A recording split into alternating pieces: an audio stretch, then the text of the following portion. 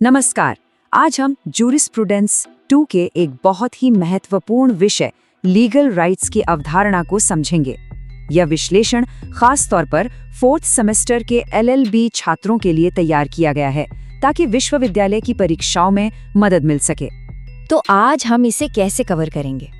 देखिए, सबसे पहले हम परिभाषाओं को समझेंगे, फिर एक अधिकार के जो मूल तत्व होते हैं उन्हें एक एक करके देखेंगे। इसके बाद जो मुख्य सिद्धांत हैं, विल और इंटरेस्ट थ्योरी, उनका विश्लेषण करेंगे। फिर लीगल राइट्स कितने प्रकार के होते हैं ये जानेंगे और आखिर में परीक्षा के लिहाज से एक बेहतरीन सारांश देखेंगे। तो चलिए सबसे पहले और सबसे जरूरी सवाल से शुरू करते हैं कि आखिर विधि शास्त्र में यानी जूरिस्प्रूडेंस में एक लीगल राइट होता क्या है। देखिए, सीधी भाषा में कहें तो एक लीगल राइट एक ऐसा इंटरेस्ट है जिसे कानून बचाता है। मतलब कानून ना सिर्फ इसे मान्यता देता है बल्कि इसे प्रोटेक्ट और इन्फोर्स भी करता है। और जब किसी एक व्यक्ति को अधिकार मिलता है तो दूसरे व्यक्ति पर एक कर्तव्य यानी ड्यूटी अपने आप आ जाती है। सैमंड की ये परिभाषा बहुत ही मौलिक है, इसे परीक्षाओं में जरूर लिखें। ये इस बात पर जोर देती है कि कोई भी अधिकार तभी अधिकार है जब वो कानूनी रूप से संरक्षित यानी लीगली प्रोटेक्टेड इंटरेस्ट हो।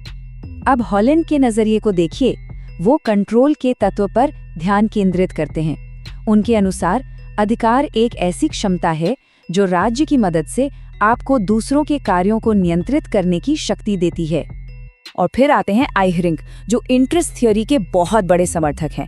वो बहुत ही संक्षिप्त में कहते हैं अ लीगली प्रोटेक्टेड इंटरेस्ट। बस उनकी ये परिभाषा इंटरेस्ट थ्योरी को समझने के लिए बहुत महत्वपूर्ण है। ठीक है, परिभाषाओं को समझने के बाद अब देखते हैं कि एक लीगल राइट किन चीजों से मिलकर बनता है। सालमंड के विश्लेषण के अनुसार हर कानूनी अधिकार के 5 आवश्यक तत्व होते हैं। परीक्षा में एक अच्छा उत्तर लिखने के लिए ये 5 तत्व बहुत जरूरी हैं। तो चलिए हर एक पर संक्षेप में बात करते हैं। अब इस स्लाइड की सबसे दिलचस्प बात यह है कि ये एक कानूनी अधिकार की पूरी कहानी बताती है, अधिकार का धारक से लेकर हक तक। मतलब ये अधिकार किसके पास है, किसके खिलाफ है, किस चीज पर है और सबसे जरूरी ये अधिकार उसे मिला कैसे। तो यहाँ पर सबसे महत्वपूर्ण बिंदु ये है, जहाँ भी कोई अधिकार यानी राइट होगा वहाँ हमेशा एक समान कर्तव्य यानी ड्यूटी जरूर होगी। ये एक ही सिक्के के 2 पहलू हैं। चलिए अब कानूनी अधिकारों के पीछे की फिलॉसफी को समझते हैं। यहाँ 2 प्रमुख सिद्धांत हैं जो इनके काम करने और इनके स्वभाव की व्याख्या करते हैं। ये अंतर परीक्षा के लिए बहुत ही जरूरी है।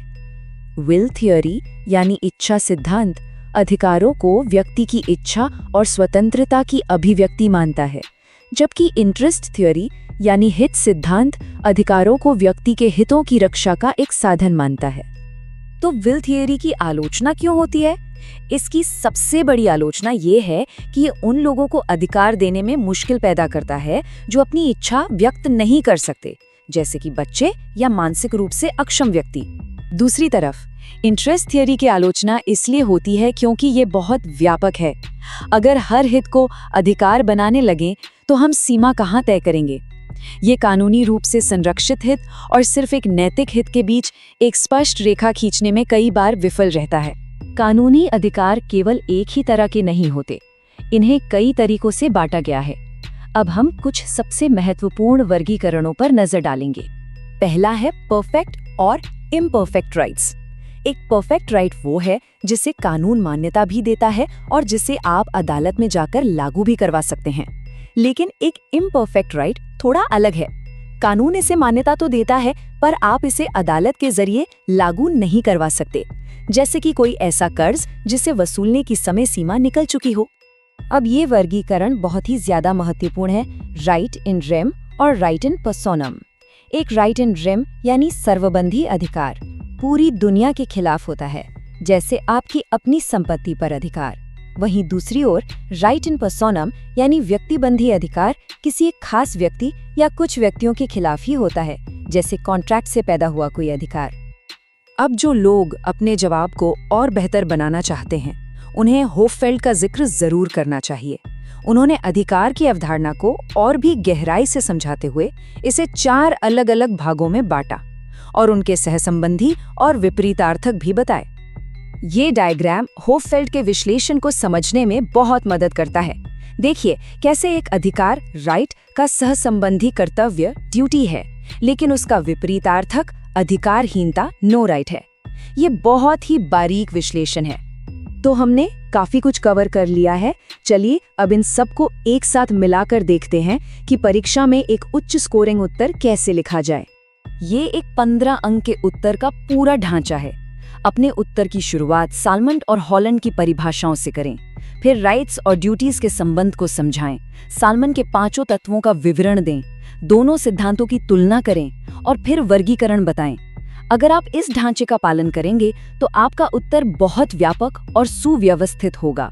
तो हमारा आज का विश्लेषण यहीं समाप्त होता है, लेकिन जाते जाते एक सवाल पर जरूर सोचिएगा।